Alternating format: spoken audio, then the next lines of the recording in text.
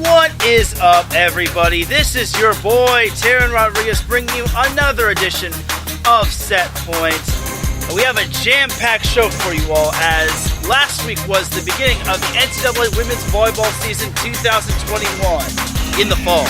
We had quite a bit of upsets, such as Ohio State, taking down number 4 Washington in the first top 5 upset of the season. Well done by the Buckeyes. And also, how about Georgia Tech taking down number 12 Penn State? What a big win for the Yellow Jackets, as I'll be seeing them this weekend.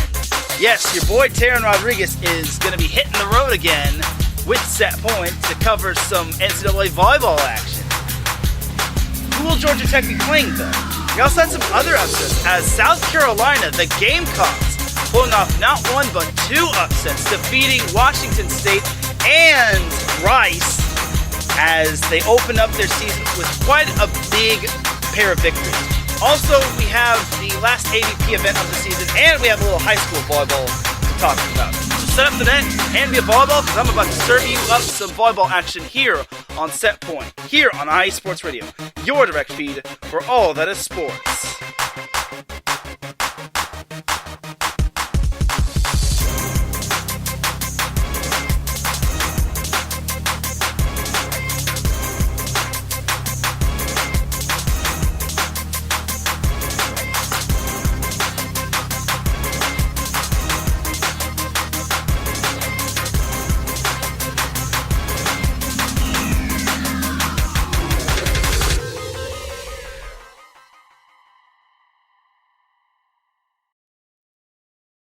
And welcome all to another edition of Set Point. Thank you all for tuning in on this beautiful Monday afternoon. I know I'm on a little earlier than expected. Normally I'm on at 5 p.m. Pacific time, 8 p.m. Eastern.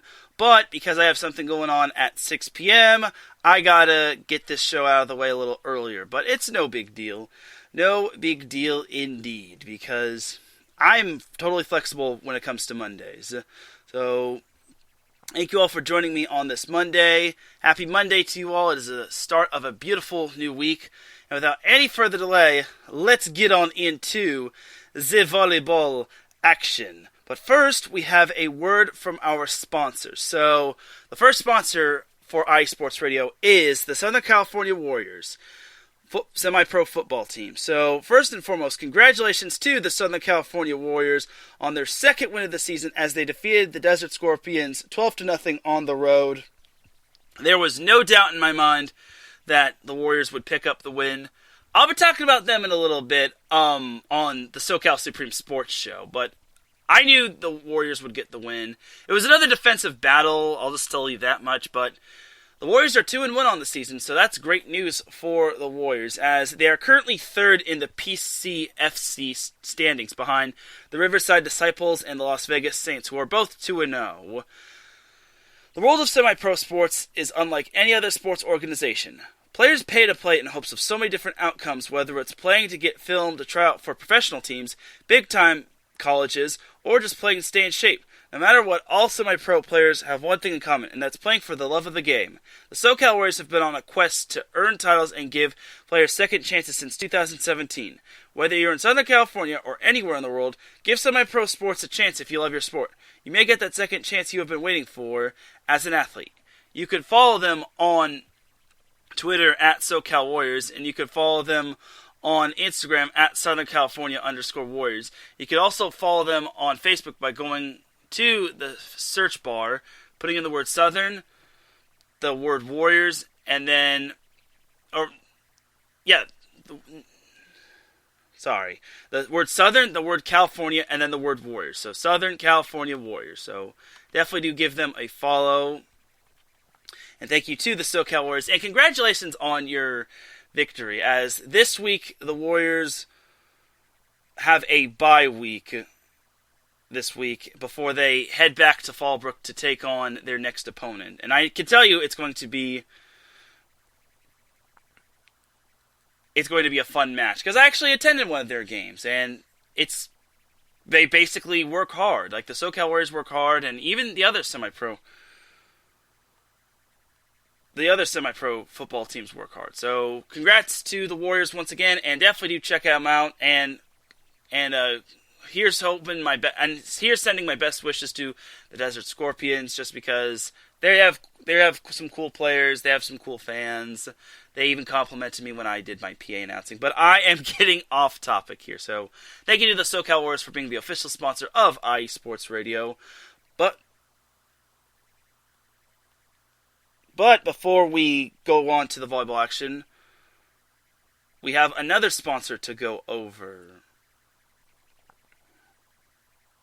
And that is Background Check International Businesses. Are you looking for a background check?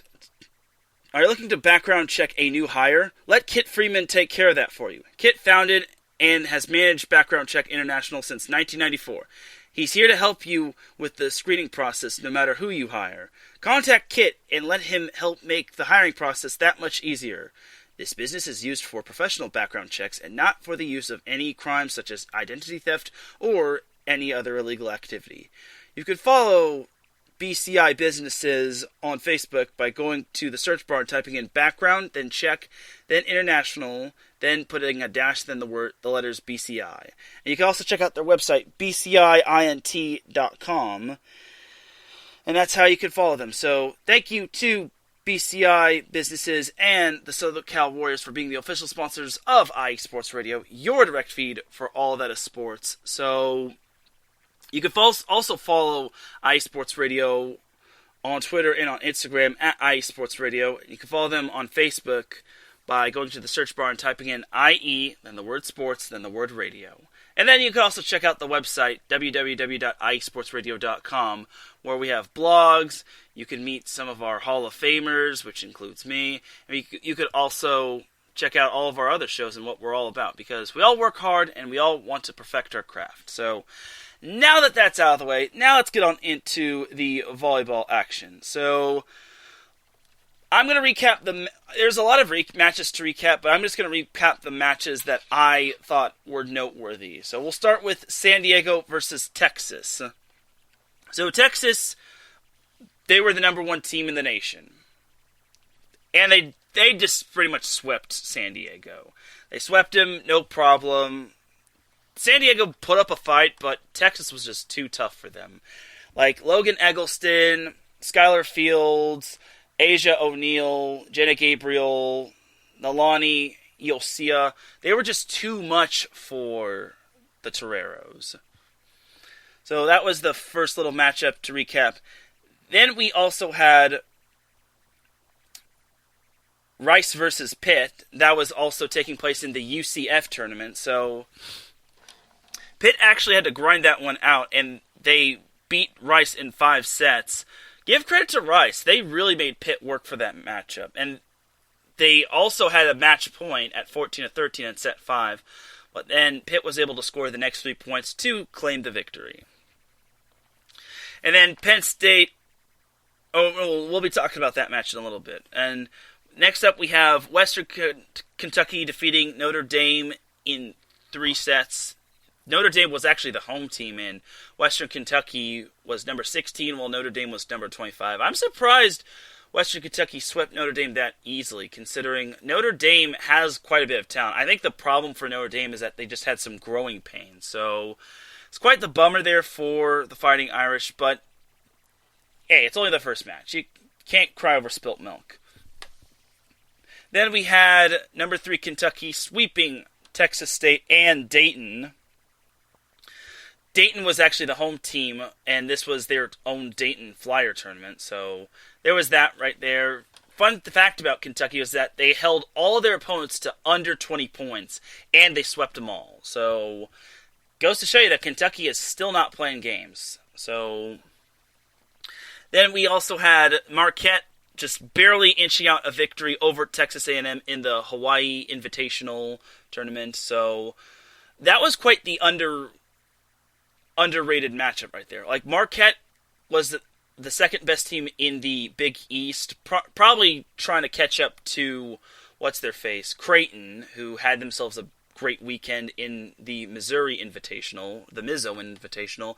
Texas A&M, on the other hand, is a team that was trying to get back on track after missing the NCAA tournament. Last year they went 9-9. They had quite a bit of matches canceled due to COVID and also due to the weather, because they had to deal with spring storms and whatnot. So those are all the noteworthy matches from Friday. Well, not all of them, but some of them that were noteworthy in my opinion. So then Saturday, we had Wisconsin beating Baylor in 4 sets. Wisconsin actually took the first 2 sets in dominating fashion. Like, in both those sets, Baylor didn't even combine for 25 points. And in set 2, they only scored 7. That just goes to show you how much Wisconsin is on a whole nother level, because they had Dana Retke just doing her thing. Like, both middle blockers from Wisconsin were just dominating. They had no hitting errors on the weekend, as Wisconsin also defeated TCU, which I don't want to bash TCU. I think TCU has a bunch of promise to them, but I feel TCU was just kind of slapped on there, kind of like at the last minute. Like, I'm surprised they couldn't find Oklahoma or Kansas State or even Kansas or Texas. But I guess Texas was hosting its own tournament, but it is what it is. Then we had Pitt defeating Washington State at South Carolina in 4 sets. Washington State actually got the better of them in the first set, but then Pitt took the next 3 sets. It wasn't really easy. Give credit to Washington State, but Pitt is just too good, man. They are too good. And then we had Penn State defeating UCF in straight sets. I'll be talking a little about Penn State after I get done recapping all the matches, but that were noteworthy to me. But for Penn State, they still look dominant as ever. They do look a little down because they had some players transferring out, but they had some good players transferring in. And then we had Pitt defeating South Carolina in straight sets. Pitt actually won the South Carolina Classic, which that's no surprise there, considering they have Kayla Lund, Janazi Endy, Sabrina Starks, and a bunch of other talented players on that team. And then, unfortunately, Florida State and Michigan got canceled. Oh, no, I'm sorry. It wasn't that matchup. Michigan defeated Florida State in straight sets, which is no surprise. Michigan last year had quite the forgetful season, while Florida State lost a lot of players to graduation. I also should note that Michigan beat LSU in 4 sets on Friday. I kind of forgot to put that down for noteworthy matchups, but I had a lot of noteworthy matchups, so what can you do? By the way, Michigan was supposed to play someone on Sunday. I think it was NAU, but that got canceled due to Hurricane Ida in LSU, as well as LSU and Florida State getting canceled as well. So, again, my prayers and thoughts go out to everyone in Louisiana. I hope everyone gets to safety soon. I hope no one got left behind, and hopefully this whole hurricane can die down very quickly. So, we'll have to see. And then on Sunday, like I said, Florida State and LSU got canceled. But then we also had Texas A&M and Hawaii facing one another. Hawaii swept TAMU. I forgot to make note of this. Marquette actually swept Hawaii. Now, that was actually quite the impressive victory for Marquette, because nobody ever sweeps Hawaii at home. Nobody in their right mind can sweeps Hawaii at Stan Sheriff Center. You have to be very talented. So, for Marquette to do that, it was very impressive. The first 2 sets were very tight as it went past the 25-point cap, but Marquette was able to grind it out. And then winning those first 2 sets really helped them, because eventually Marquette took a 10-point lead in the 3rd set, and they never really were in danger. I mean, Hawaii tried to make a comeback, but it just was too little too late for the Rainbow Wahine, as Marquette actually won the whole Rainbow Wahine Invitational.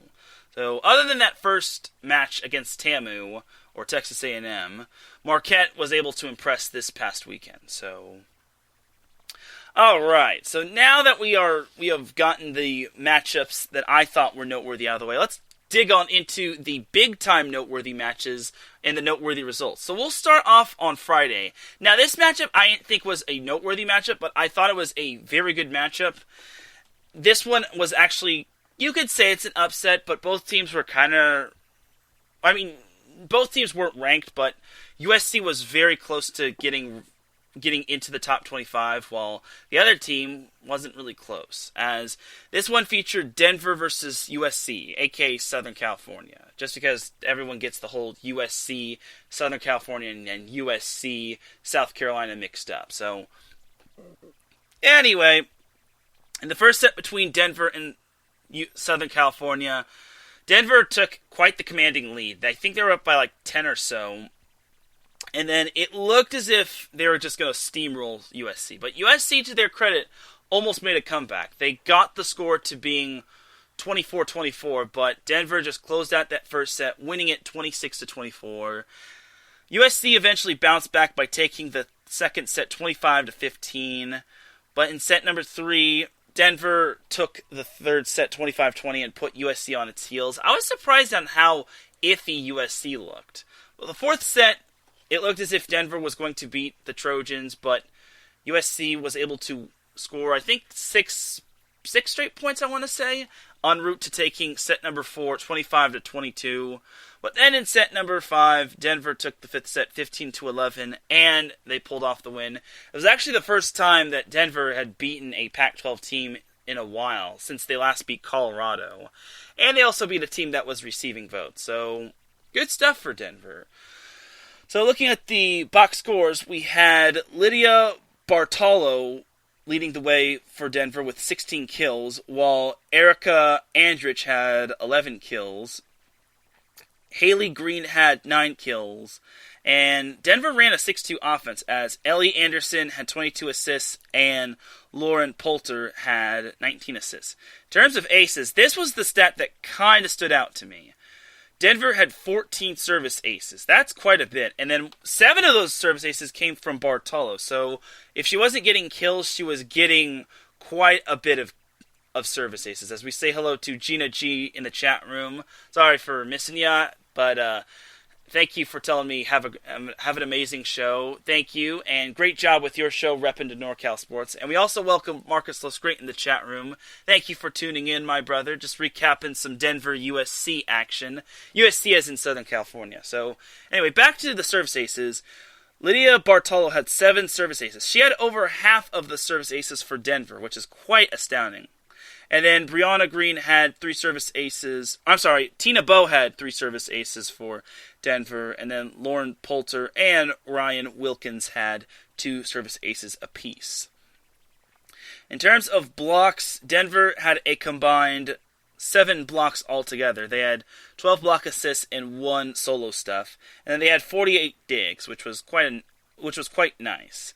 And then Denver hit only 227, which is kind of surprising, but looking at USC stats, Amelia Vesca led the way for USC with 19 kills. She hit 400 on the night, which was quite impressive.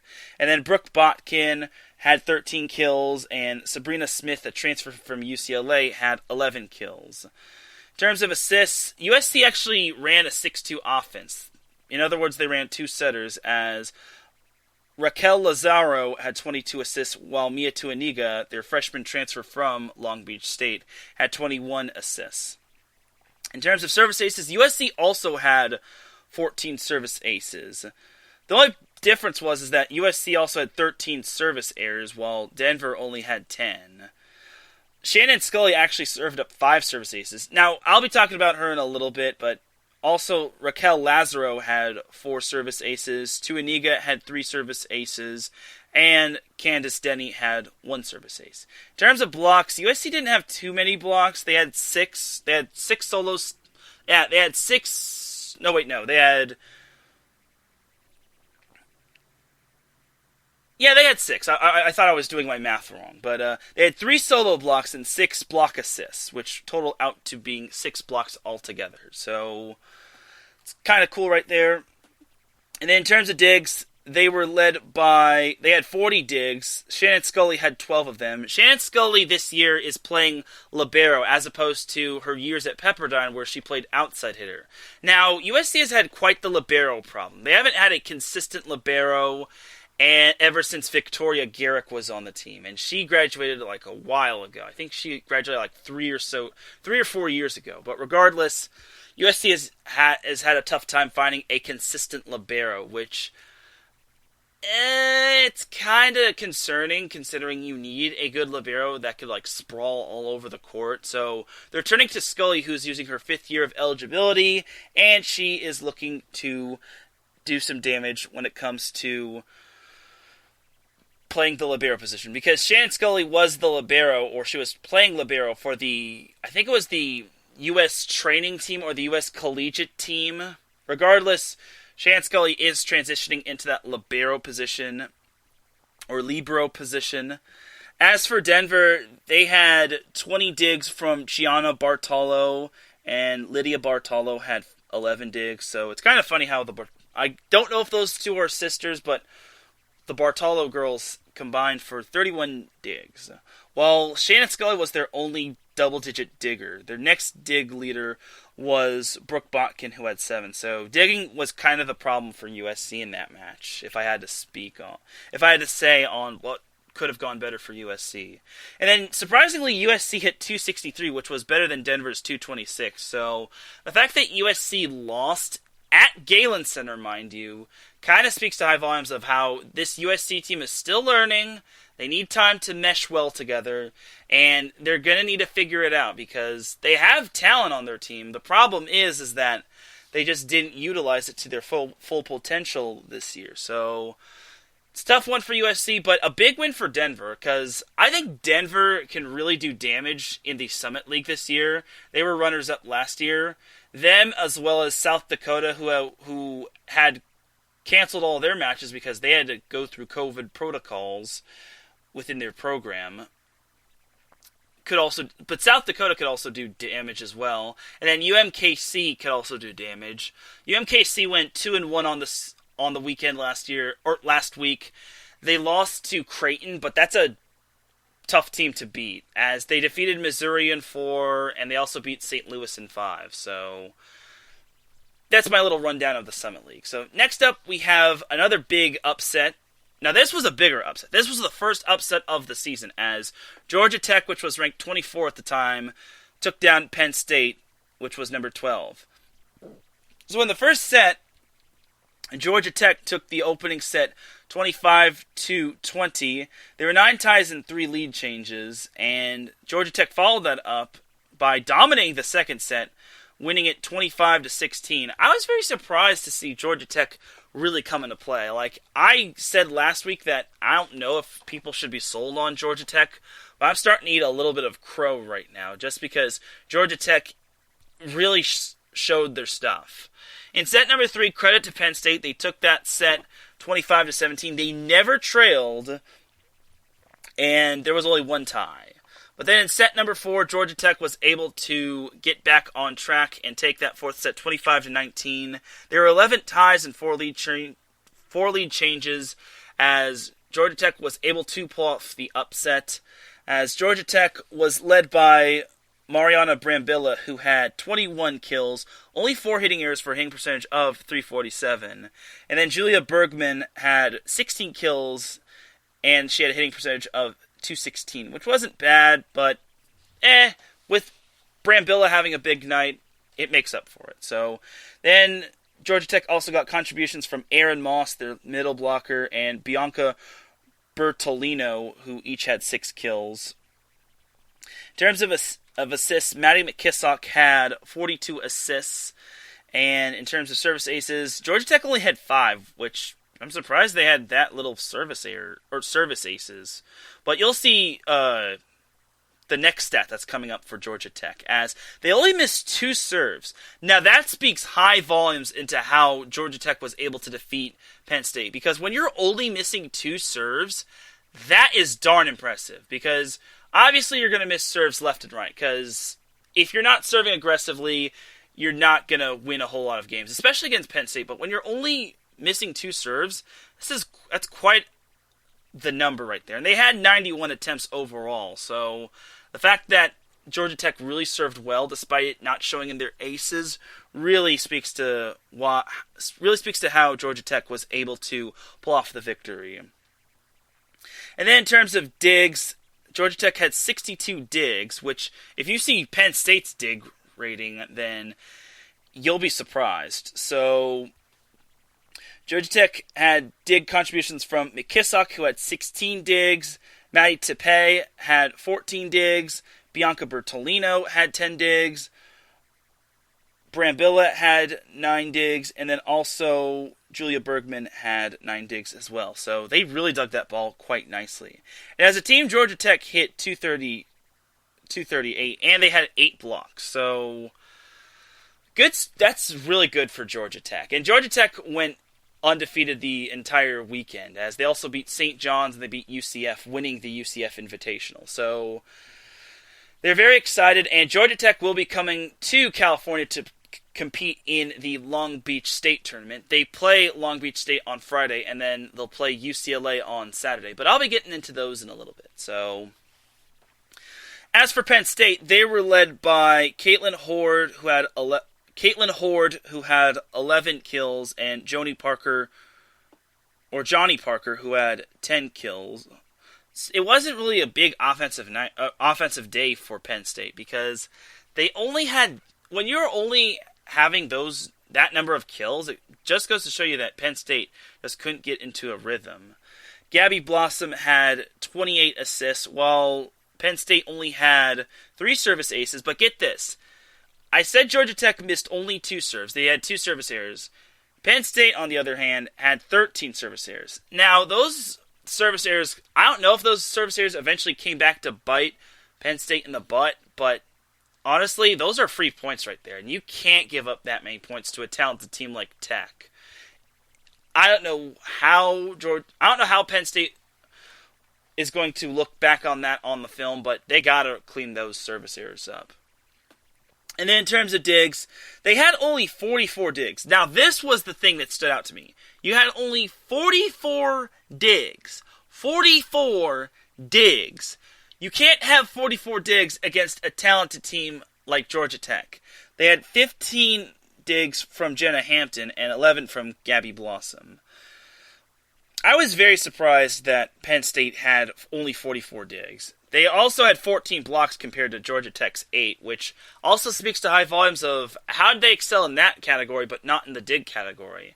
Like, Georgia Tech has some good hitters, yes, but Penn State always has a great defense. So, surprised I really am when it came to Penn State and their performance, as Penn State also hit 222, which was also pretty subpar, but again, when they're only totaling 47 kills and their kill leader was Caitlin Horde, who had 11, I really think that Penn State, I don't know if it was the case of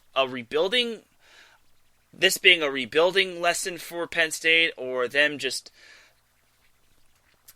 not being all that good compared to the past season, but I don't know. Penn State at least won the next 2 matches with not too much difficulty, as they swept St. John's and UCF.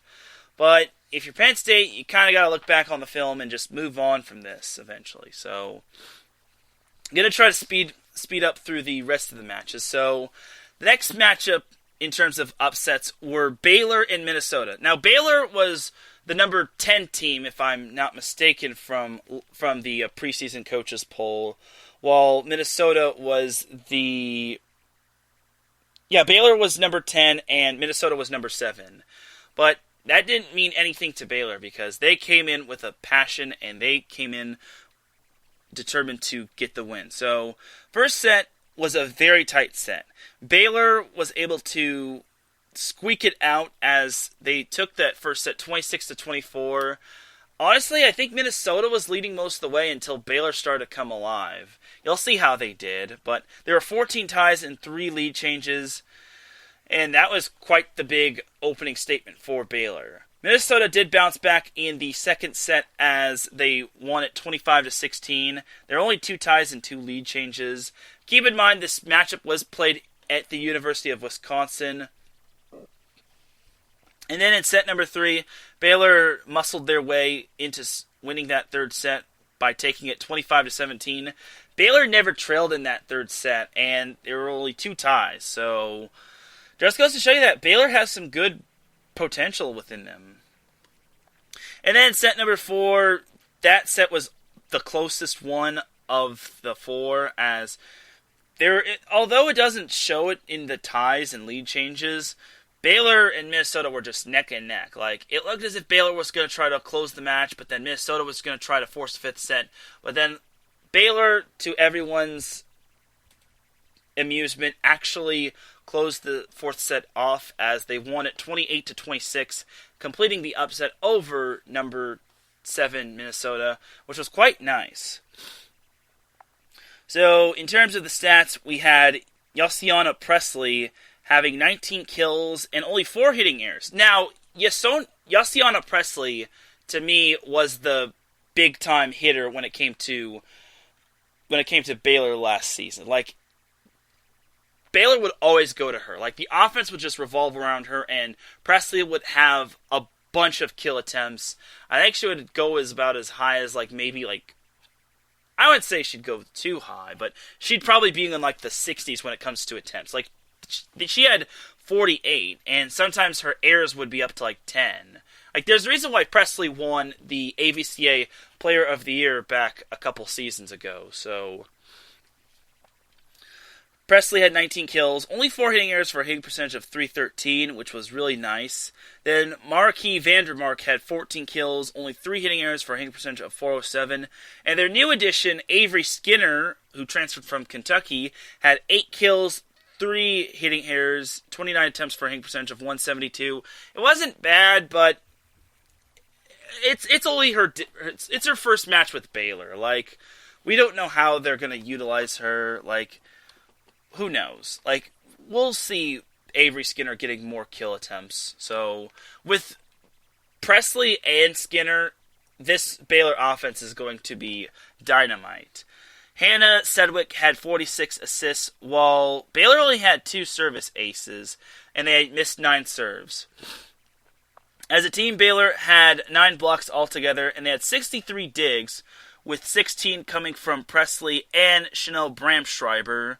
Then they got 13 digs from Avery Skinner and 10 digs from Sedgwick. And as a team, Baylor hit .243, which was quite nice. As for Minnesota, they were led by Stephanie Samity, the Big Ten Player of the Year, who had 21 kills, but she had a glaring 10 hitting errors for a hitting percentage of only .200, so not really the best night for her. As a team, I guess it's best to say this. As a team, Minnesota only hit .199, which really speaks to high volumes of how Baylor was able to stop them early and often. Jenna Wenas had 12 kills, 7 hitting errors for a hitting percentage of .125, and then Taylor Landfair, who is probably their most effective hitter, had 10 kills, only 2 hitting errors for a hitting percentage of .258. Melanie Schaffmaster had 39 assists, while, get this, Minnesota had 10 service aces, which was very impressive. But Minnesota also missed 12 serves, which did not help them in any way. Minnesota had 9 blocks altogether. They had 1 solo stuff and 16 block assists, while they had 58 digs, with 18 coming from Samity, 16 coming from Schaffmaster, and Cece McGraw totaled 9 digs, as well as Jenna Wenas. And then, like I said, Minnesota hit .199 as a team. Minnesota eventually bounced back by taking down TCU, but if Minnesota wants to have success this season, they're gonna need to work a little bit harder. It was only their first match, I'll give them that, but they're gonna be facing a lot of stiff competition, especially in Big Ten play. Like, look at all the teams that are really talented in the Big Ten. You have Wisconsin, Nebraska, Purdue, Ohio State. This Minnesota team is talented. Penn State is still up there in talent. Even the underrated talent, such as Rutgers and Michigan, is up there. So, we'll see what happens when it comes to Minnesota. But right now I'm a little concerned for them. So anyway, jumping down south, which hence the name of this title, the South's trying to do it again. So let's take this back to Friday afternoon, where South Carolina upset number 18 Washington State. Now, I was surprised on how high Washington State was. I don't think Washington State is that deserving of a high spot. I get Washington State has some talent, but I don't know if they're considered a top 20 talent. The first set, Washington State took that 25-20. There were actually 8 ties and 5 lead changes, but the Cougars were able to grind it out. Then the second set, Washington State had to grind that one out, as there were actually 16 ties and 3 lead changes. But the Cougars won that set 27-25, and everyone's just probably thinking, okay, this one's going to be an easy one. This is going to be a slam dunk for Washington State. Right? Wrong. As South Carolina was able to take that third set 25-13, they never trailed and there were no ties. That just goes to show you that South Carolina is still pretty good. I didn't talk about them last week in terms of teams that aren't currently ranked could make some noise, but I had this feeling. I talked about them a little bit, but South Carolina, to me, has the potential. Them, along with Tennessee and LSU, could make some noise in that SEC. And also Arkansas could as well. Back to the matchup between South Carolina and Washington State. The Gamecocks were able to take set number 4, 25-21. There was only 1 lead change and 5 ties, as South Carolina was able to force that 5th set, and South Carolina was able to take set 5 by a score of 15-13. Now that set was actually more one-sided than the final score appears to be, as South Carolina never trailed, and there was only 1 tie, so South Carolina basically had the lead, and despite Washington State's late game comebacks, or attempts of a late game comeback, South Carolina was able to take that 5th set and complete the reverse sweep and pull off a top 25 victory. So good for you, South Carolina, as they had quite the offensive output. They were led by Kyla Manning, who had 18 kills, only 4 hitting errors, while Michaela Robinson had 16 kills, only 4 hitting errors. She hit 500, while Manning hit 333.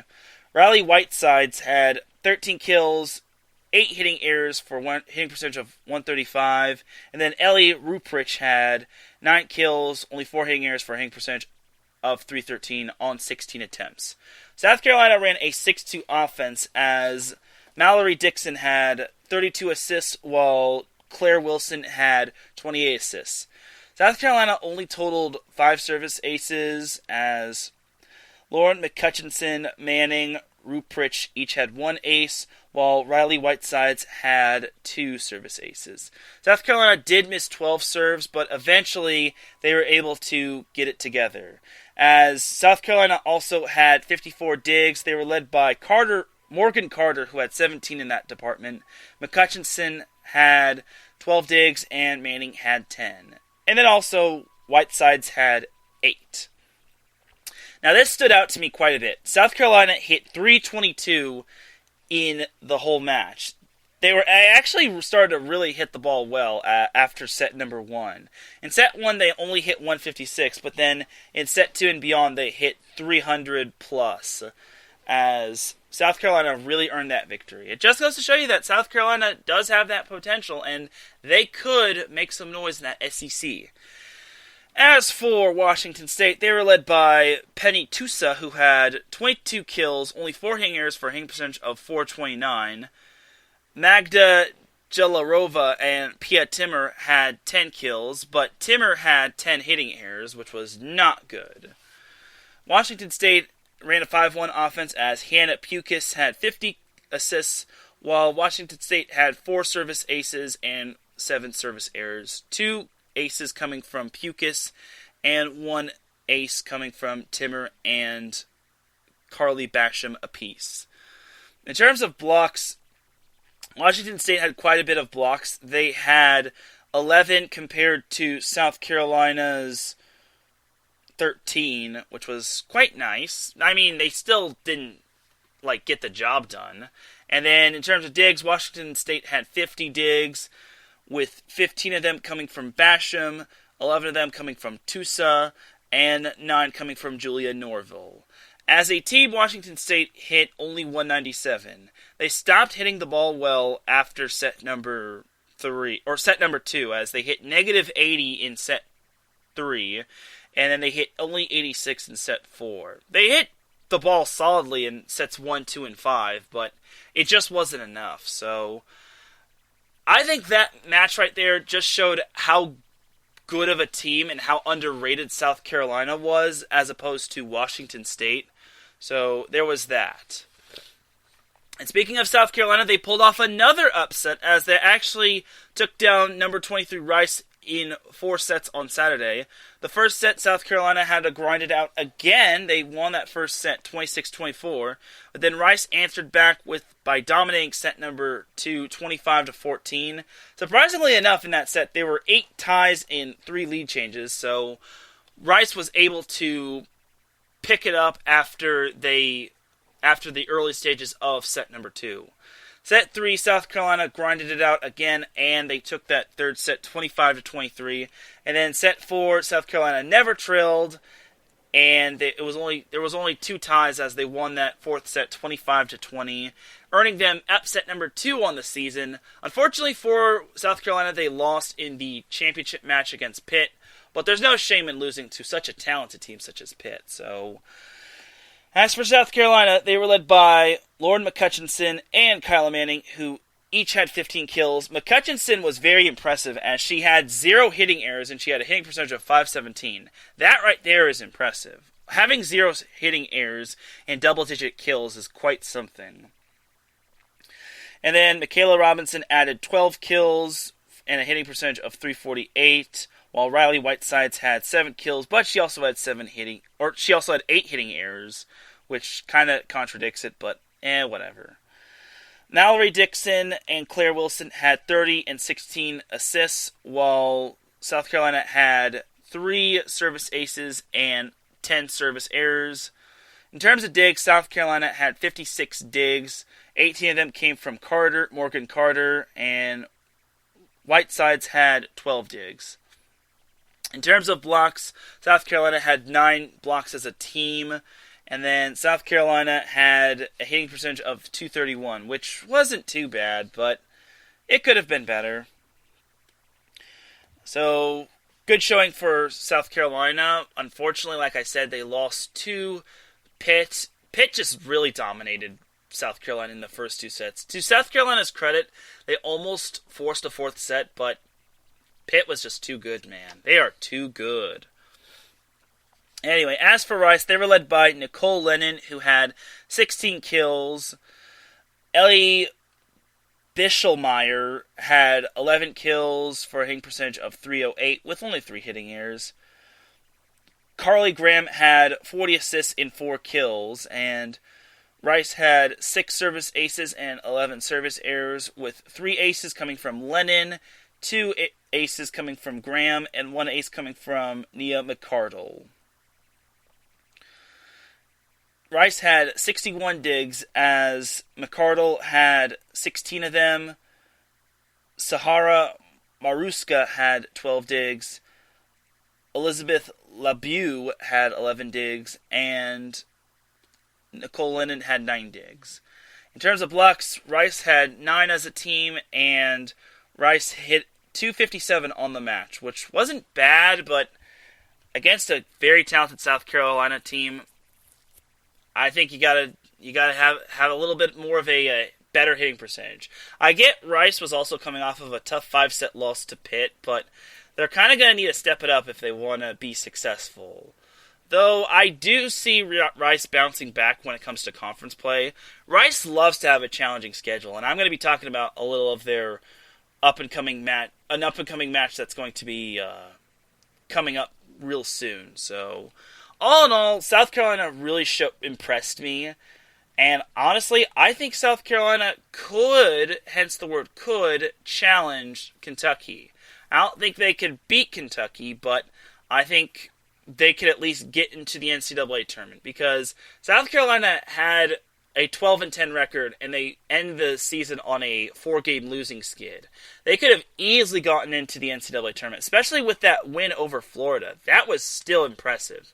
And I think everyone seems to forget about that upset win, as South Carolina beat Florida in 5 sets last season, and honestly, that's never an easy thing to do, beating a team like Florida. Like, more times than not, Florida and Kentucky are just on top of the food chain when it comes to the SEC. But for this case, I think the SEC is starting to become a little bit more wide open, and with the NCAA tournament back at 64 teams, I think South Carolina is knocking on the door, so we'll see what happens. And then the last noteworthy upset from this past weekend, obviously, is the big one. Number 11, Ohio State taking down number 4, Washington, the first top 5 upset of the season, or the NCAA women's volleyball season, as the first set was very close, but not necessarily, as Washington was leading most of the way until Ohio State tried to make a late push. However, Washington took the first set by winning the last 2 points after it was tied 23-23, and they won set 1 25-23. Then in set number 2, Ohio State was not too happy with what happened, as they took the second set 25-19. They were back with a passion. They did not like losing that second set too uncomfortably against Washington. And Ohio State's a very good team. Last year they had such a young team, and then this year they have they return most of their players, and they're fairly experienced. Like, most of them return for the Buckeyes. Then in set number 3, Ohio State and Washington were neck and neck throughout most of the set, but with only 3 ties and 1 lead change, Ohio State led most of the way, and they won that third set 25-22. And then in set 4, this was kind of the one-sided set of the match. Ohio State never trailed, and there was only 1 tie, as Ohio State won that 4th set 25-18, completing the upset over number 4, Washington. It was quite nice for Ohio State, and Andrew Higginbaum, my colleague who hosts the State of Ohio Sports show, called it on his show that he had a feeling that Ohio State was going to pull off the upset. He doesn't know too much. I wouldn't say that, but he's trying to get more into volleyball, but I had a feeling he would be right. Like, Ohio State is good, and I don't even know if we can say that this is an upset. But all in all, Ohio State was impressive, as they were led by Emily Landot, who had 19 kills, 6 hitting errors for a hitting percentage of .283, solid numbers.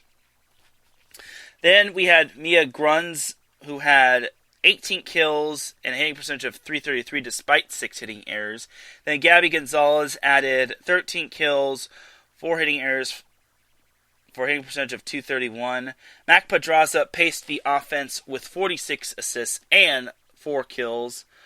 In terms of aces and errors, service aces and service errors, Ohio State had 7 of them, with Mac Pedraza adding 4, and then Landot, Riley Rader, and Hannah Grunsfelder adding 1 service ace each. In terms of blocks, Ohio State had 12 blocks, as they had 3 solo stuffs and 18 block assists. And then in terms of digs, this was kind of the stat that stood out to me. Ohio State had 71 digs. 18 of them went to Landot and Kylie Murr, and Grunsfelder had 13 digs as well, and Pedraza also chipped in 9 digs. As a team, Ohio State hit .239, which was quite nice. They started hitting better after that first set. That first set, they only hit .154, which speaks to high volumes of how their offense kind of got off to a slow start, just because maybe it had something to do with facing a talented team such as Washington. But Washington did lose. Well, Washington does have quite a bit of their players back, so it's good stuff for them, but they were unable to get the win. As looking at Washington, they were led by Claire Hoffman, who had 12 kills. Like, Washington had probably their worst offensive output in a while, as Maddie Ensley had 9 kills, but she did have 7 hitting errors. And then this was the big thing that stood out to me. Sam Drexel had only 7 kills. She had 5 hitting errors, and she only hit 65. I was kind of surprised to see Washington having such poor offensive outputs. And if Sam Drexel is not having a good night, then Washington is vulnerable, man. I can tell you that much. It also has something to do with Ohio State having great defense when it comes to blocking and digging the ball, but still. LMA Powell had 36 assists. She also moved up to 3rd all-time in assists for Washington. And in terms of service aces and service errors, Washington had 3 aces, 1 coming from Shannon Crenshaw, Sienna Houghton, and Ensley, and then they had 5 service errors. In terms of blocks, Washington had 0 solo stuffs, but they had 22 block assists, totaling up to 11 blocks altogether. And then in terms of digs, Washington had 59 digs, 16 coming from Crenshaw, 11 coming from Powell and Drexel, and then 10 coming from Emma Calley, who I heard what she was going to be defensive specialist, but I want to say she could also be the libero as well. I didn't see the match, but I kept getting updates on it. And this was the big concerning stat for Washington. Washington only hit 126 on the night. After set 1, they really took a dip as their hitting percentage started to drop significantly. Set 1, they hit 280. Then in set number 2, they hit only 146. Then in set 3, they hit 116. And then in set 4, they only hit 24, which is a huge problem. That should not be happening for a talented team such as Washington. So, all in all, Washington has quite a bit to work on. So we'll see if the Huskies can bounce back. But you got to give it up for Ohio State. I think they can survive in the Big Ten. And I think they could be somewhat of a dark horse to win the conference. Do I think they can win the conference? That still remains to be seen. But after this result, I think the Huskies can still win the Pac-12, and then the Buckeyes can still surprise a few teams. They're still learning and growing under the watchful eye of Jen Oldenburg. So we'll keep an eye on the Buckeyes as let's jump on over to the top 25. And then we will head to a commercial break as 25 through 20 consists of Washington State and Marquette, as those two are tied for number 25. And then South Carolina is 24, Michigan is 23, San Diego is 22, Pepperdine is 21, and then Pepperdine is 21. 20 through 16 includes Stanford at 20, Utah at 19, UCLA at 18, Penn State at 17, and Georgia Tech at 16. 15 through 11 consists of Western Kentucky at 15, Oregon and BYU tied for number 13, so they're 13 respectively. 12 is Louisville, and Washington is 11, as they dropped quite a bit from their number 4 spot the last week. 10 through 6 consists of Minnesota at 10, Baylor at 9, Purdue at 8, Pitt at 7, and Ohio State at 6. Then 5 through 1 consists of Florida at 5, Nebraska at 4, Kentucky at 3, Wisconsin at 2, and then your still number 1 team of the NCAA Women's Volleyball Division I Coaches Poll is Texas, which is no surprise. So that's pretty much your top 25 for this week. I'm surprised they had one this week. Oh, wait, no, it's the 30th. Never mind. I was going to say, I'm surprised they had one this week because they said they were going to have one next week. But this is the 30th, so my bad. So anyway, that is going to do it for the first part of the NCAA Women's Volleyball portion of this show. We'll actually take ourselves a quick little commercial break. When we come back, we have to preview the final AVP event of the Chicago Open, and then we also have a little high school volleyball to talk about, and then we'll talk about this week's noteworthy women's volleyball matches for week number 2. So you are listening to Set Point here on IE Sports Radio, your direct feed for all that is sports. We'll be right back after a couple of these messages.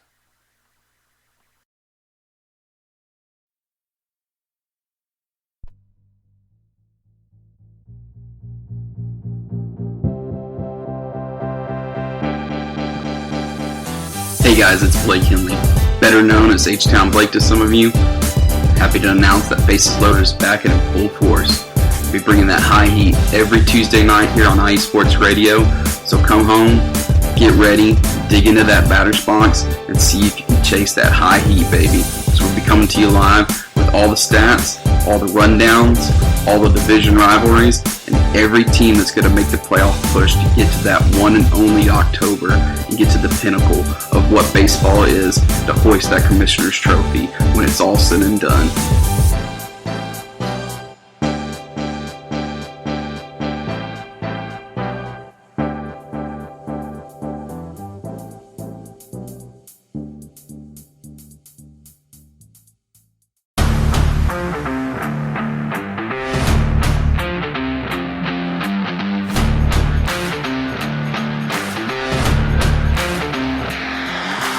What's good, fight fans? It's your boy, Marcus Los Great, here to give ya what you want, here to give ya what you need.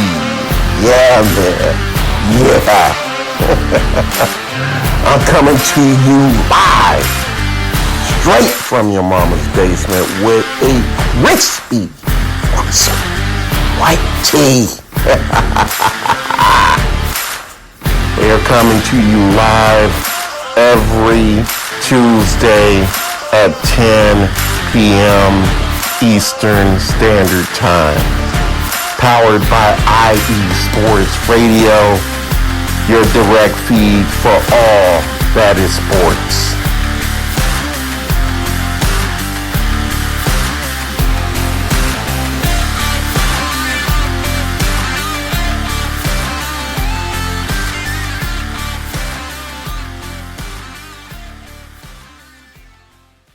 And we are back with segment number 2 of Set Point. You can catch all of iSports Radio's amazing shows. We have plenty of volleyball and other sports content. We have shows dedicated to boxing, as you just heard, baseball, soccer, basketball, even football, and college football. And we also have sports or shows dedicated to certain cities or regions of the world, such as Southern California, Northern California, Arizona. We just got a new Arizona show. And we have one dedicated to Louisiana or the Bayou. So thank you all for tuning in once again, and I appreciate you all, and thank you for your support of IE Sports Radio, your direct feed for all that sports. So now let's jump on into segment number 2 of Set Point. So I'm actually going to steer away from the NCAA women's volleyball portion of this show, and we're actually going to jump to the AVP. So my thing for the AVP is this is the last week of the AVP season, which is sad and unfortunate. It feels like the AVP started yesterday, but with the fall approaching, it's basically... Oh, sorry. My computer was was hesitating for a minute, so I was a little scared that something bad happened, but it's all good. Anyway, so the AVP has reached its last week, and the AVP is heading down to Chicago, which is a good time to put in a little plug for my buddy Adam Karnick, who's going live on Wednesday at 7 p.m. Pacific Time, 9 p.m. Central Time, with his show Chi-Town Weekly. So who knows, maybe he'll talk some AVP action. But the AVP is reaching its final event and whatnot, and all in all, I wasn't going to talk about the AVP just because the NCAA season is back, but AVP is still part of volleyball. No volleyball is going to get left behind, in my honest opinion. So for me, for the Chicago Open, honestly, it's basically the same thing for most of the other events. Like, it's basically most of the same people. If I could, and according to the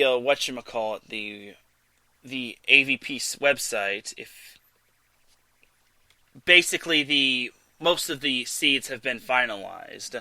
I don't think the brackets have been fully uploaded, but if anything, I know who the top seed is for the women's, and that is April Ross and Alex Kleinman, aka the A team. So it's no surprise that they're the top seeds and whatnot. Also got to watch for Sarah Sponsel and Kelly Clace, who had a great showing. Unfortunately, they fell short, but they fell short in the previous tournament, the Manhattan Beach Classic, which I am still heartbroken and disappointed that I wasn't able to attend. I wish I could have gone to that tournament. I am so unhappy. So it is what it is. So yeah, Alex Kleinman and April Ross are the top favorites. They totaled over 6,000 points. Emily Day and Betsy Flint are the second favorites. They're entered in the main draw.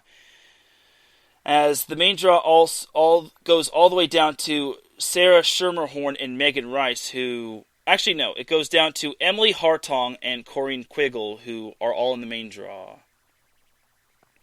And then Zana Muno and Kelly Larson, I guess, are... I'm surprised Zana Muno is actually paired up with Kelly Larson. This is actually news to me. I thought she was paired up with Chrissy Jones, but I guess Chrissy... I guess she's not participating in it, because I'm not seeing her name on here, but...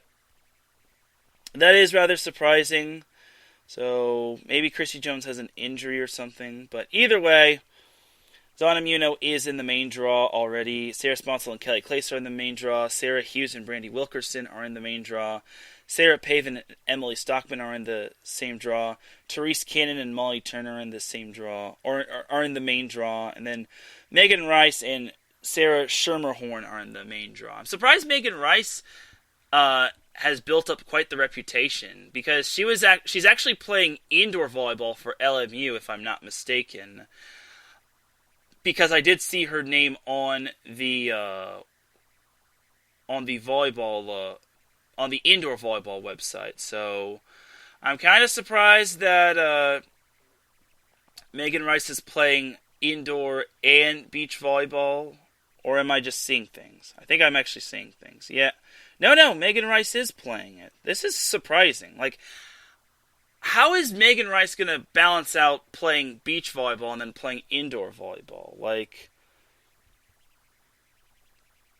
that's interesting. Unless it's another Megan Rice, but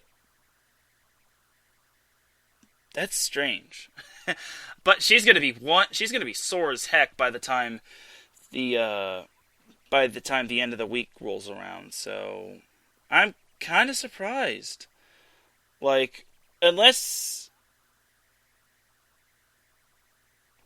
I guess Megan Rice is going to have to miss some playing time for LMU, so... that's rather surprising. But LMU, I guess, according to their website, plays CSUN, Fresno State, and UC Riverside. So, I don't think they should be too overly concerned, but... I guess Megan Rice still wants to play indoor volleyball, but she's going to have to basically go up to Chicago to play some beach Vibes, unless she drops out of that, then plays for LMU. But still, I guess it's only 1 week, though, and I don't know. Food for thought. It's just some food for thought on my part. Maybe I'm just overthinking again. But still, that's still quite amazing that she's able to balance out beach volleyball with indoor volleyball, especially with a team when it comes to the indoor volleyball aspect. Like, it's so tough to balance two things out, especially when it comes to being on two teams. So, all in all, that's just my little food for thought spiel. But once again, maybe I'm just overthinking, because I just am. There are quite a bit of NCAA players participating in this, such as Abby Van Winkle, who's one of them, Devin Newberry, as both players are on UCLA. I think I also saw a few USCers on this team, well, Southern California, such as Megan Kraft and whatnot. I think Chelsea Rice played indoor, and then Savvy Simo played indoor. So that's just the women's side of things. For the men's side, the favorite for them in the Chicago Open is Casey Patterson and Chase Budinger. And then they totaled over 2,300 points. They almost totaled 2,400. I would have liked for them to total 2,400. Which, actually no, they totaled 4,798. I'm looking at the wrong one. I'm looking at individual. In terms of total, they totaled nearly 4,800 points. And then right behind them was Phil Dalhouser and Nick Lucena, who had 4,321. So then you have Jake Gibb and Taylor Crabb, Tri Bourne and Trevor Crabb, James Schalk and Theo Brunner, Tim Baumgren and Jeremy Caspier, Richard Santos and John Hayden, Billy Allen and Andy Benish, Skylar Del Sol and Ed Ratledge, Miles Evans and Troy Field, Eric Buranek and Avery Drost are the last ones in the main draw. And then Logan Weber and Evan Corey are in the wild card draw. And then everyone else is just qualifier phase 2 and phase 1. So there's that. But all in all, for the Chicago Gold Series, this is the last event. I'll try to tune in as much as I can. I'm going to be tuning into a lot of volleyball this weekend. That's just, and the AVP is just scratching the surface. There's a lot of NCAA women's volleyball happening, and I still have to get through some of the noteworthy matches. So I'll get into that in a little bit, but for right now, I wish everyone the best of luck when it comes to the AVP, and I hope that we could see a great final event from both the men's and women's side. I just hope it's not like one side. I hope it's not a sweep in the final, even with the freeze rule. I hope it goes the distance. That's always the best thing to hope for, if a match goes the distance. So there's that for the AVP. Now let's jump on over to a little high school volleyball. Yes, high school volleyball. You didn't think I'd be talking about that now, didn't you? So what happened this past week was actually a tournament all the way down in Texas. This was I don't know where exactly it was played, but it was in the heart of Texas, and it was the Volleypalooza tournament, where some of the best teams in the nation showed up to partake in this event. They were mainly from Texas. There was, however, one California team that partook in the Volleypalooza tournament, and that team was actually Mater Dei, which, as you know, for those that know, Mater Dei was and is one of the best teams in the nation, and they won the Volleypalooza tournament. They went 9-0, and they only dropped 3 sets, which was quite astounding. I didn't think they would. I wouldn't say I didn't think they would win, but they have quite a new team. They have a bunch of newcomers on this team, and they were able to win a tournament not in their state.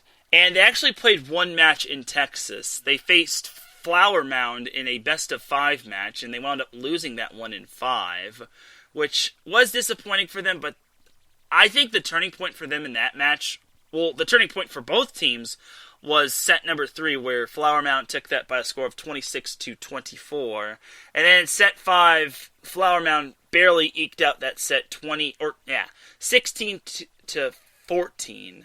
So all in all, I think Mater Dei is still looking good when it comes to being the best team in Southern California. Well, in the southern section, might I add. And they're not going anywhere. They have a really good coach in Dan Odell. He does an awesome job when it comes to coaching. They have Jordan Schilling, who has shifted from the libero position all the way to the outside hitter position. They have some other young talent, such as Bobby Gubens, who is 6'5". She's only a sophomore, and she has proven quite nicely as a very talented offensive threat for the Monarchs. In terms of Mater Dei winning their matches, they won their first pool play match against Pearland 25-19, 25-18. They won their second match against Grapevine in 3 sets. The match format was best 2 out of 3, by the way. 25-16, 23-25, and 20. And then against Mansfield, which was their final pool play match, they won 25-16, 25-22. Then I don't know what G1P1 means, but I guess it's like maybe like crossover play.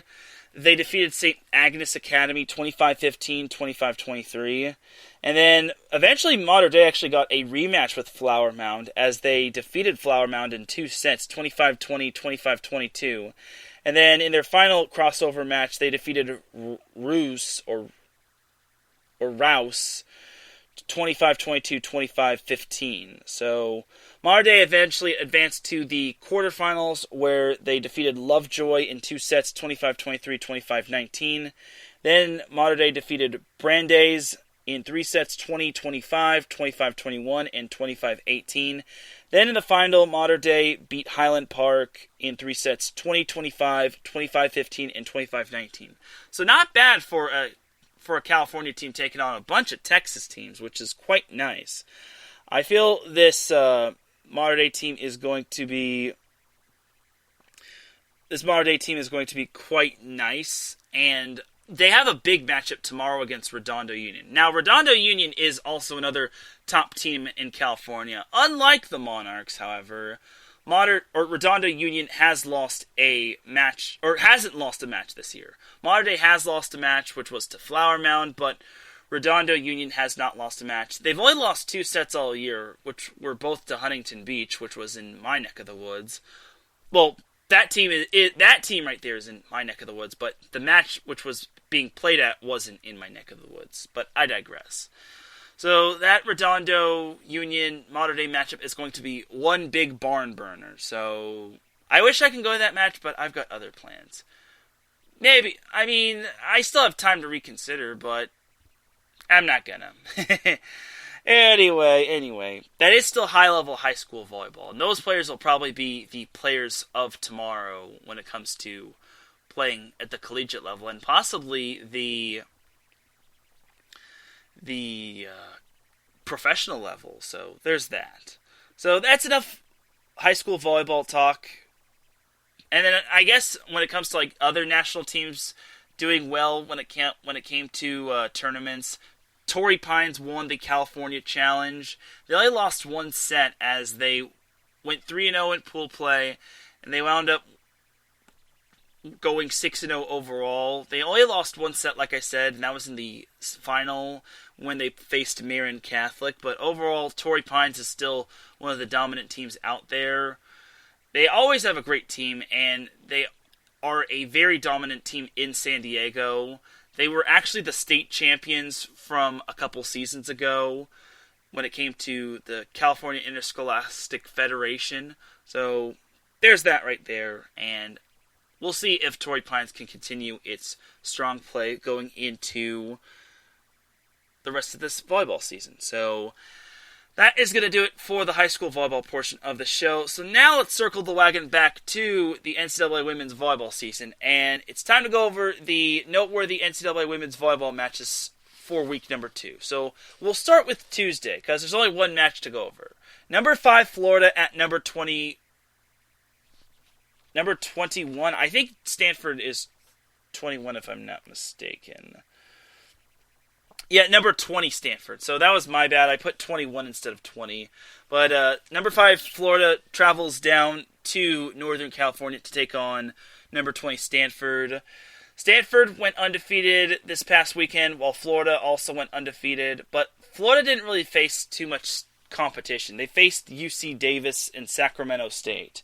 Not trying to bash those schools, and Gina, I know you're still listening. I'm not trying to hate on those NorCal schools, but they can't really hold a candle to Florida, so just saying. But Stanford should be a good little test for the Gators, as Stanford rarely loses on their home floor.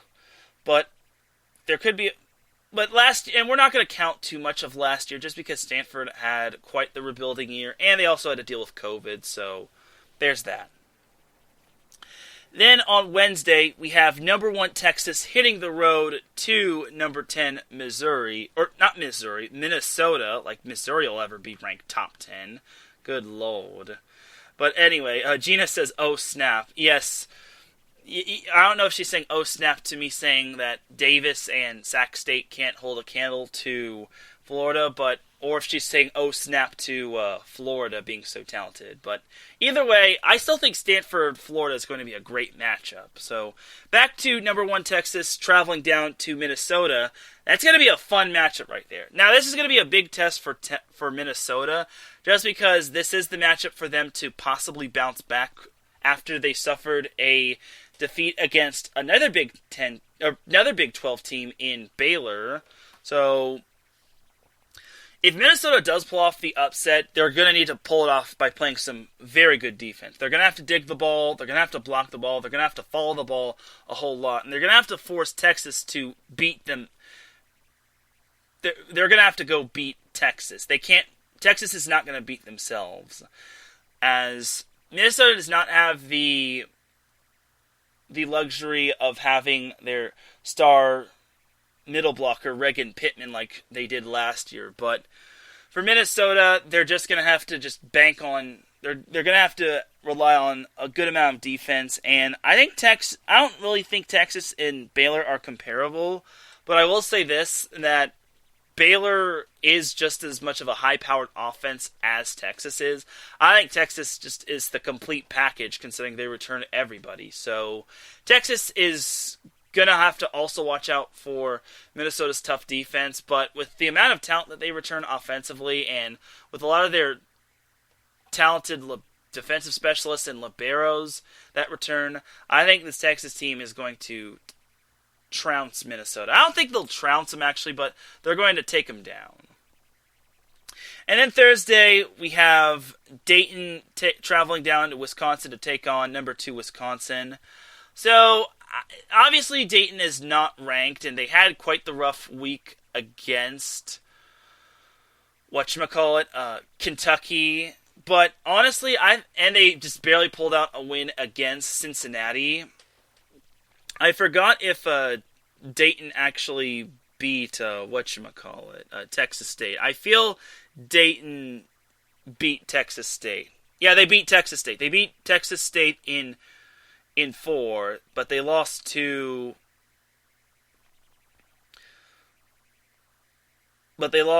Kentucky in 3, and then they also beat Cincinnati in 5, which was a great interstate battle. So for Dayton, they always play a tough schedule. Like, you look at Dayton's schedule, they're playing Wisconsin not once, but twice.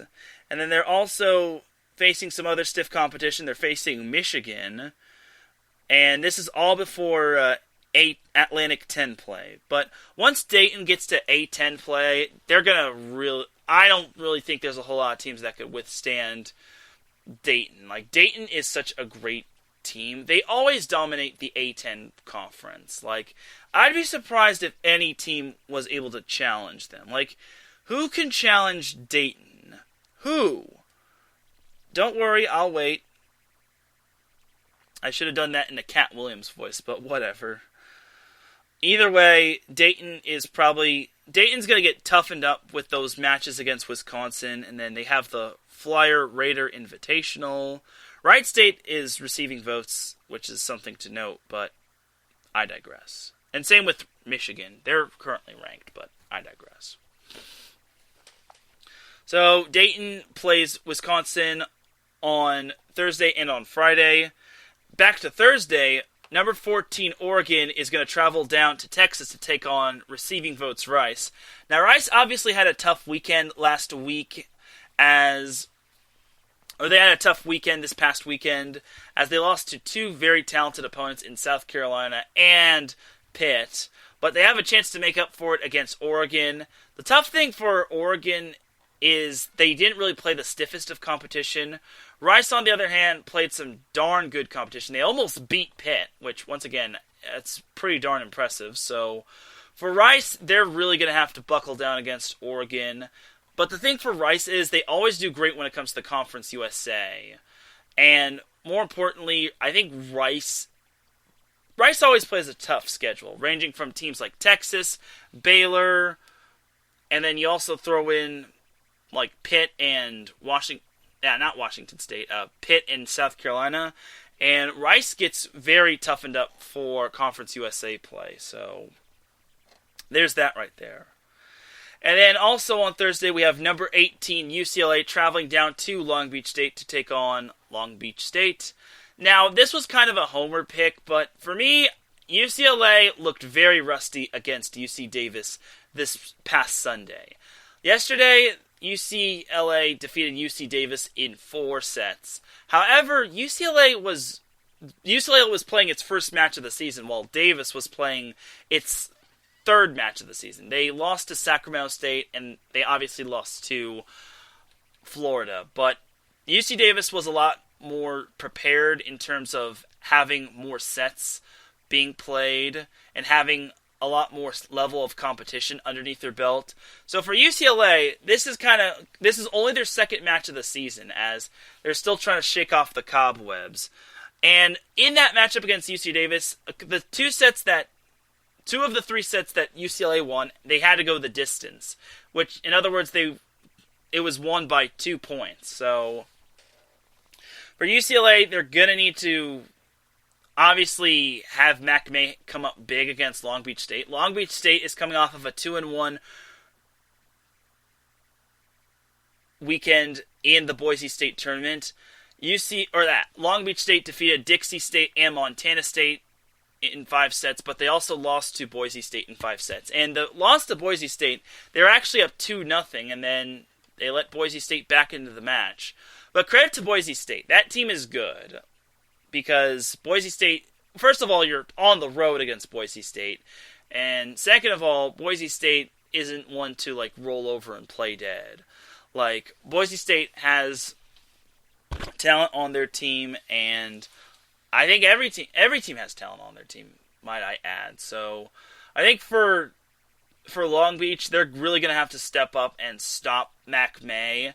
They're also going to have to be aware of the defensive specialists and the liberos for UCLA, as they have Zoe Fleck as their libero. Kelsey Campo is a good serving specialist and defensive specialist. Kelly Berry, I think, also gets involved when it comes to the serving and defensive specialist play. And then as for UCLA, I think they're running a 6-2 offense. Last year, they didn't have one of their setters, Devin Chang, got hurt, and then they had to run a different 6-2 offense.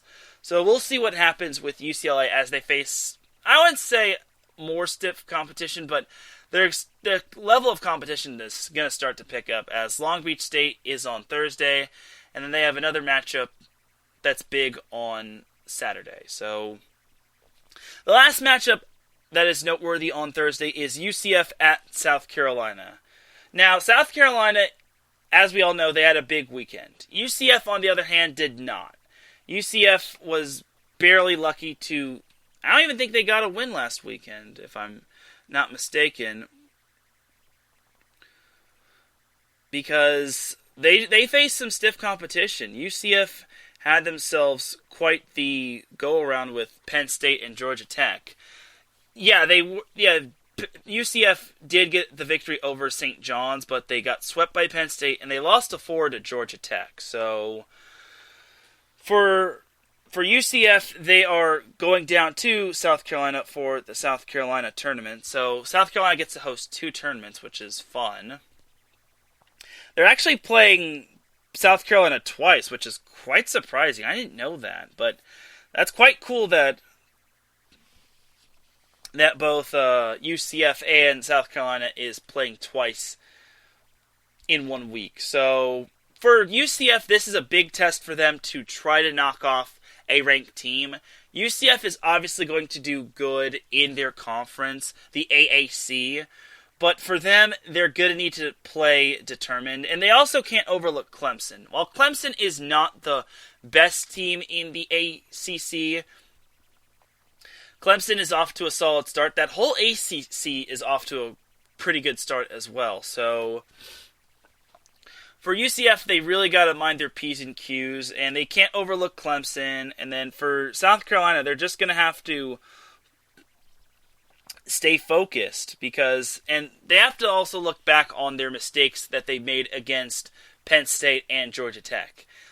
Losses like that are obviously tough to digest, but they're even tougher to digest if you linger on them. So for UCF, I think they'll at least get one win. They'll obviously get the Clemson win, but against South Carolina, they're going to need to play some darn good volleyball. So we'll see what happens when it comes to their matchups against South Carolina. So that's the end of the Thursday matches, and that was pretty much the tip of the iceberg for the Friday noteworthy matches. So Friday, we also have number 8 Purdue taking on Washington State at UNLV in the UNLV tournament. So Washington State really disappointed last week. They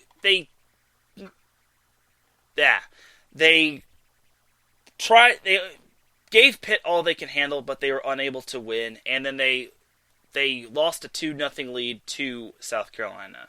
A good South Carolina team at that. So for Purdue, they were coming off of an undefeated weekend, as Purdue will be hitting the road to Sin City to take on Washington State.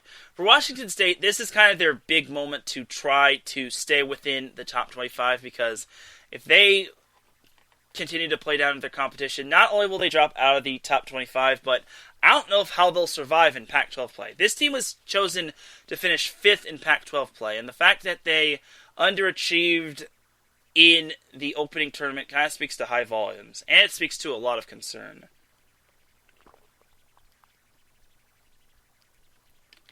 So for Wazoo, they're kind of going to have to not bank on Penny Tusa a whole lot. They did do a good job when it came to banking on some of their other hitters, but they still have a fairly young team on their hands, and they do have a good pin hitter in Pia Timmer, but she needs to have a better night. Like, they can't just bank on Penny Tusa to just do the dirty work. And then Purdue returns its entire team, as they are led by Caitlin Newton. So that's something you also got to be noteworthy of. Then you also have, in terms of other noteworthy matches, number 9 Baylor at unranked Tennessee. So Tennessee had a perfect weekend. They also went 3-0, which was good. But for Tennessee, they have a big test this week. They have 2 huge matches against 2 top 10 teams. They take on Baylor on Friday, and then they take on Pitt on Sunday, which I'll be getting into in a little bit. For Tennessee, if they really want to prove that they belong in the upper portion of the SEC, they're going to need to at least try to play Baylor or Pitt tough. It's not impossible to defeat either one of those teams, but honestly, it doesn't look... I wouldn't say it's impossible, but honestly, for them, they're kind of the odd man out, or the odd team out, considering Baylor, Pitt, and Tennessee. Which one of those teams is not like the other? Tennessee. Because Tennessee is not ranked and they are not receiving votes. But for Tennessee, they do return quite a bit of their players. And like I said, they had a couple of good transfers. One of which really shined, which I forgot her name, but she came from Colorado State. Regardless, this is Tennessee's chance to try to pull an upset and to maybe wow the coaches in the coaches poll. Then we also have Cal Poly at number 19 Utah and number 22 San Diego at number 19 Utah. So for Cal Poly, they did not have one of the better weekends when it came to their opening weekend. They lost to Louisville, and it just wasn't really the best weekend for them. They went 1-2 with their only win being against Texas A&M Corpus Christian. Their other loss came against Arizona State. So for Cal Poly, they also open up before they get to the Utah Invitational. They play Texas A&M at home, which Texas A&M also came off of a 1-2 weekend this past weekend.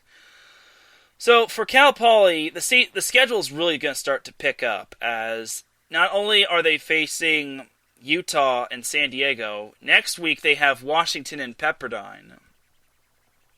And then they also have Loyola Marymount a couple times, which that team is not too bad. Like, that team is underrated, if you ask me. And with Megan Rice, that makes them better. So, for Cal Poly, if they want to still remain in the discussions of this team can win the Big West Conference, they're going to need to actually win some good matches. And I'm not saying Cal Poly isn't underachieving, and I have some friends that went to Cal Poly.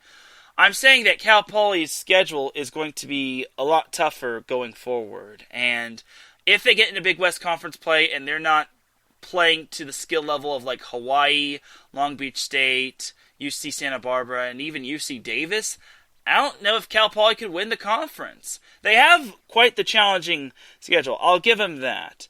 Like, Louisville was definitely a tough matchup, and Arizona State is always up there. Texas A&M could also be a challenging matchup. It could be a little trap game, as they got Texas A&M, then Utah. Utah Valley should be their breather. And by the way, that Utah matchup is a 9 a.m. start, so keep in mind that this is being played at Utah, so I think that's a 10 a.m. start in Utah time. So they're going to also have to get used to the altitude change, as I think it's like over 14,000, an increase of altitude of 14,000 or whatnot. So for Cal Poly, it's kind of going to be a little bit of a challenge to start off with, but if they can be competitive in some of these matches, I think Cal Poly could do good in Big West Conference play. As for San Diego, they were coming off of a 1-1 season, or not 1-1 season, a 1-1 weekend after they split their matches. They beat UTSA in 4, but lost to Texas in 5 as they face number 19 Utah. That is going to be a big test for them. If they could beat Utah, I think they have a shot at the West Coast Conference title. That Utah matchup, now Utah is not as good as they were the last year and I think the year before, but I think Utah is kind of going to be like a little bit of a preview of facing BYU. Now, BYU obviously has a little bit more returners and they have one of Utah's players, but again, I think Utah is a great little like dress rehearsal matchup for San Diego when it comes to facing BYU, of course. And then also San Diego plays Hawaii.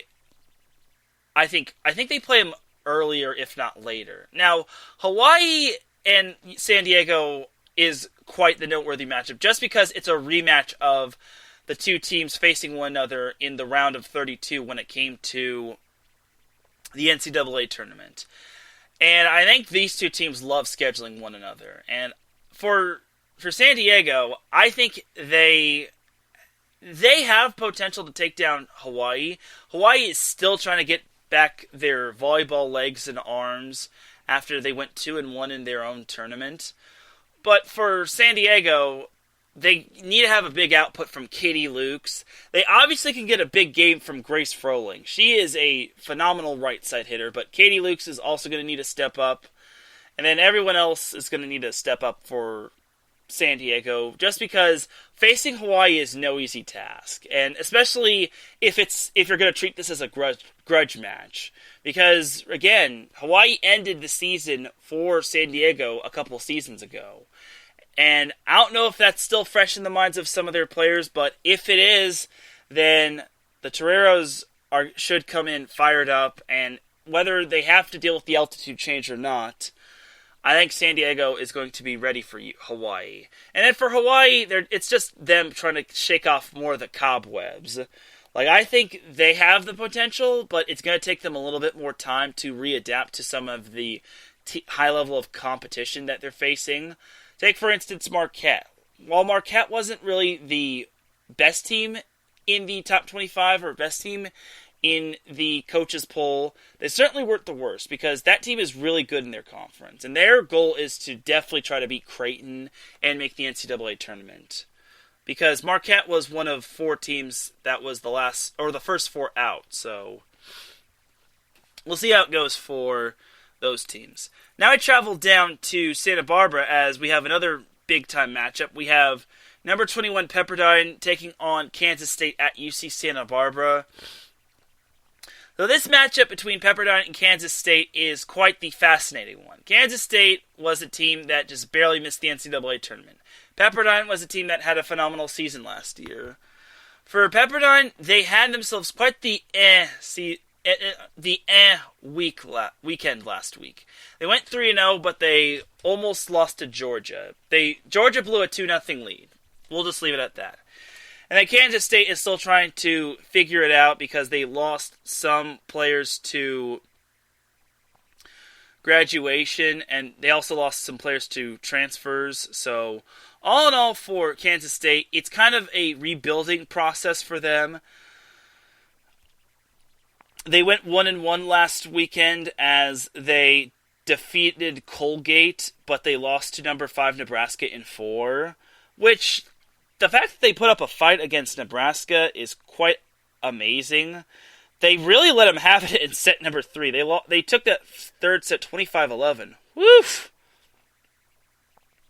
So, for Kansas State, this is kind of a little bit of a barometer to see where they're at, because once they reach Big 12 play, that's the point of no return. To start off, they actually have a matchup against Baylor. That's already a tough matchup on its own. Like, Kansas State is going to be in for a rough ride. Like, Kansas State has the potential to at least make the NCAA tournament, but for their future, their future is most likely going to be the last 4 in, if not the first state in. So, if that makes any sense. So, for Kansas State and Pepperdine, this is a matchup of who is going to have the better season in terms of non-conference play. For Pepperdine, it would be a huge win if they were to take down Kansas State, because that's a Power 5 program, and Kansas State is a pretty good program, even though they lost quite a bit of players. Kansas State has Aaliyah Carter, and for Kansas State, if they win, then it would be huge for them, just because to take down a ranked opponent would be quite nice. And then we also have number 16 Georgia Tech playing Long Beach State at Long Beach State. I might go to this matchup. I'm not entirely sure, but all in all, I'm not too sure if I might have stuff going on that day. But if anything, that'd be a great little matchup. Again, it's another huge test for Long Beach State. But for Georgia Tech, this could serve as a potential trap match, because Georgia Tech will not be playing on Thursday, as they'll be playing on Friday and Saturday against Long Beach State and UCLA, which I'll be talking about. So for Georgia Tech, it's all about if they can utilize Mariana Brambilla, Aaron Moss, and Julia Bergman all together. I don't think this is also going to be another big. This is also going to be another big test for Georgia Tech, but it's not going to be. I don't think it's going to be as big of a test as facing Penn State.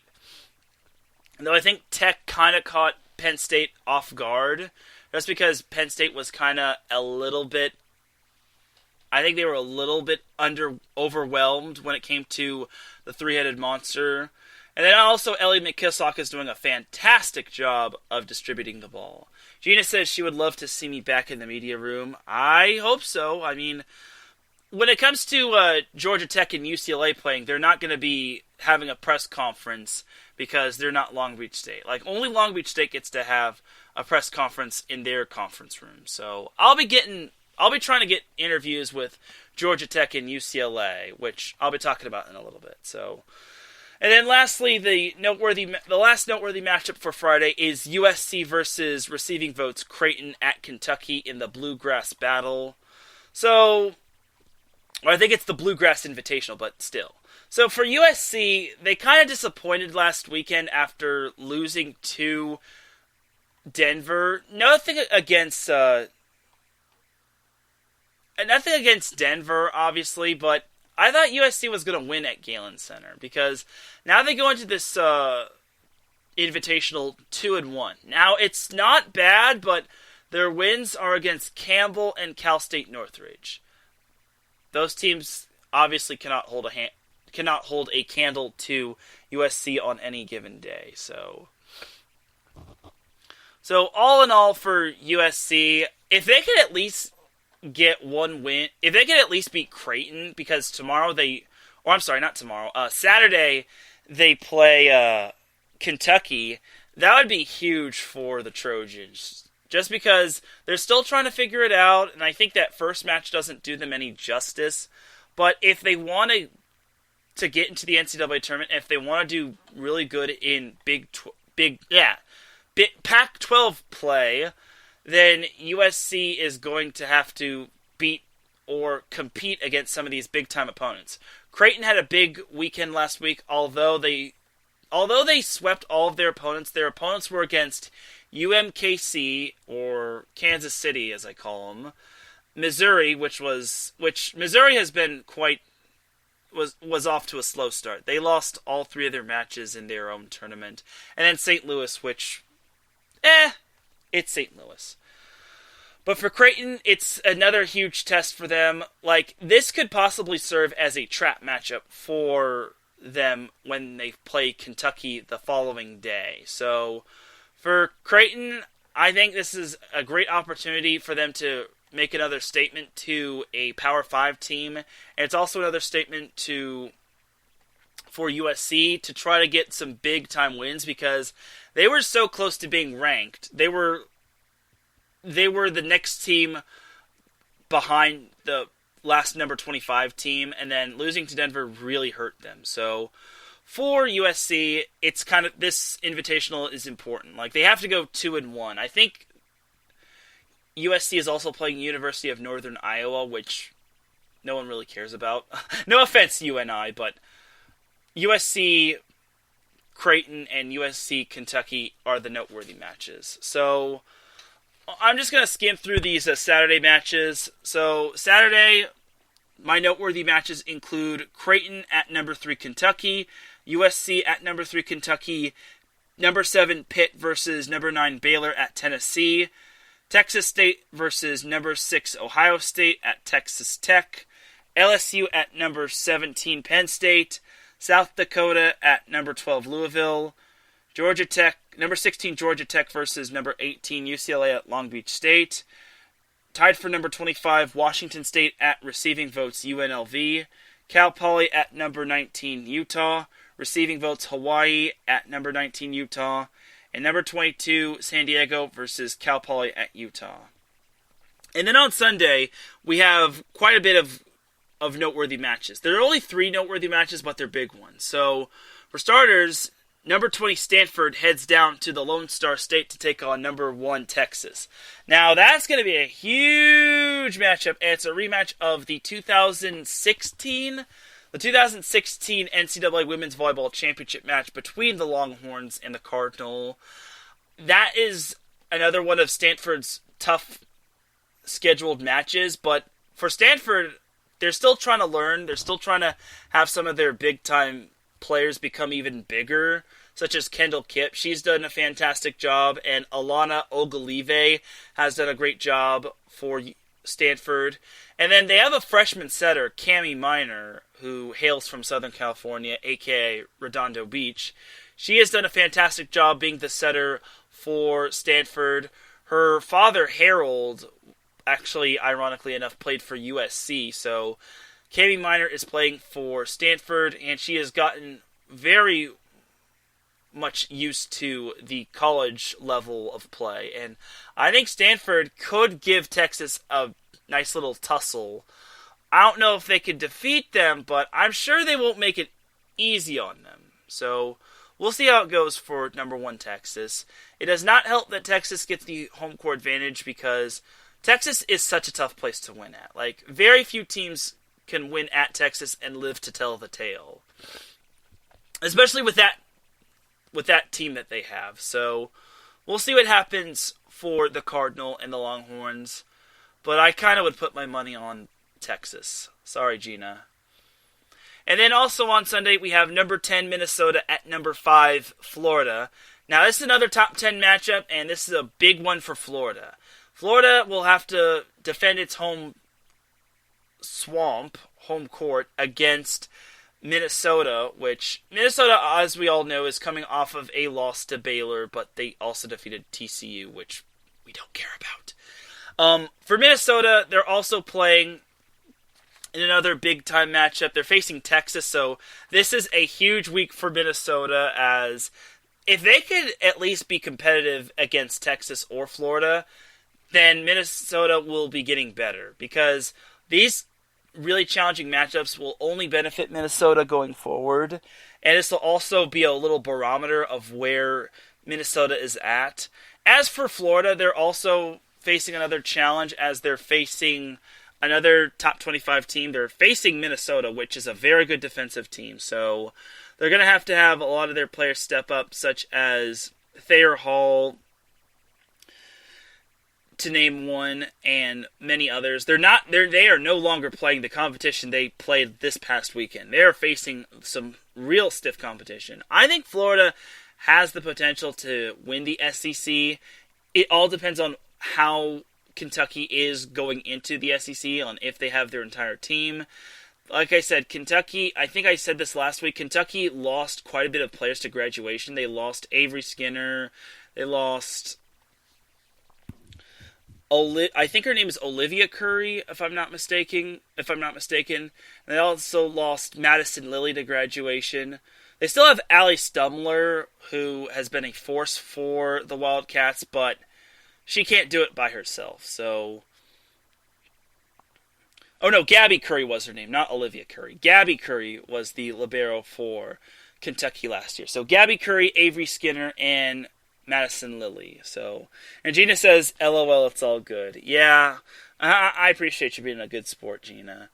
And then the last noteworthy matchup for Sunday is number 7 Pitt at Tennessee. Once again, this is another big test for Tennessee to see where they stack up when it comes to the stiff competition. I think Tennessee can at least give Baylor or Pitt a battle. I don't expect Tennessee to win. If they do win, I will for sure be eating a lot of crow.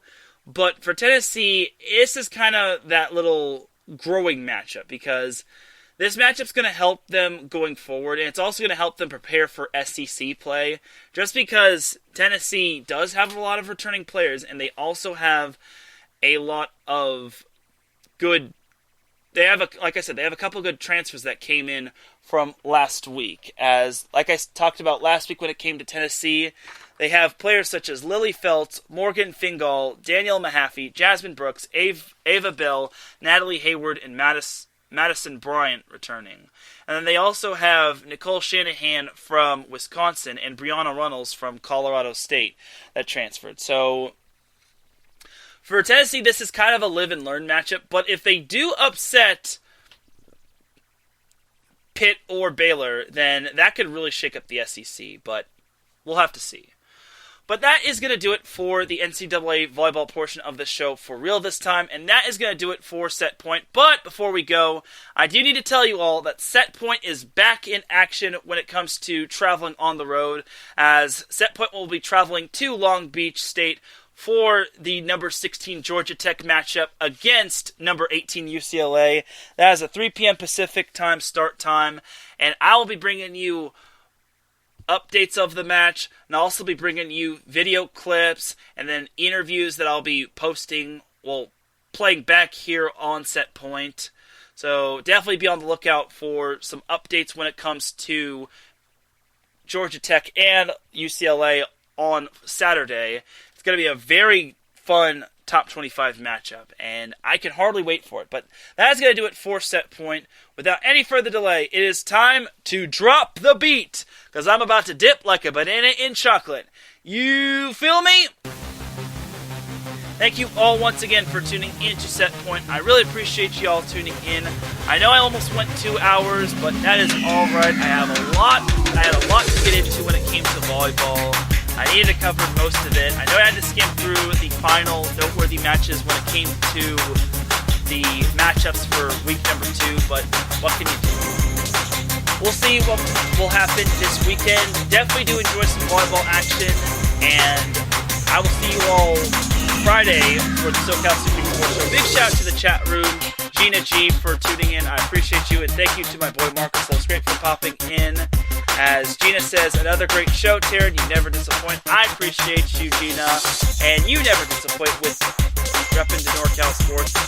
And thank you to those that listen in via the playback, whether you listen live, whether you're listening in the wee hours of the morning, whether you're listening at work, or whether you're listening at all. I really do appreciate you all tuning in.